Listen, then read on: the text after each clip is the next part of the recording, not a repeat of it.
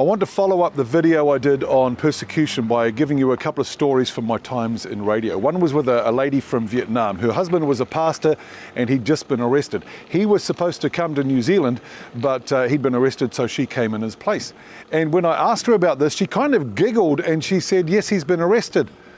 And I said, why does this make you happy? She said, they thought he was the head of the church, but Jesus is the head of the church. The fact that he'd been arrested was not irrelevant, but inconsequential compared to the fact that the authorities had got it wrong. Jesus is the head of the church. The other story is from a man called Juan. Now, I interviewed him only on the telephone. I don't know if it was an Asian Juan or a Spanish South American Juan, but he'd been in jail for quite a number of years. He'd just been released and was expecting to be arrested again very, very shortly. And I asked him, would you like me to get my listeners, I have 64,000 listeners, would you like me to get them to pray that the persecution stops? And he says, no, I forbid you. And then he apologized.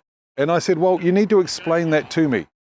He said, Rob, I'm really, really sorry, because when I'm being persecuted, there is a sweetness in the relationship with Jesus that's not there when the persecution isn't there, and I refuse to let that go.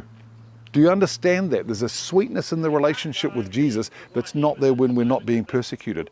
Once again, let me make the offer. If you'd like the study notes on persecution and suffering, just let me know in the comments and I'll send them to you.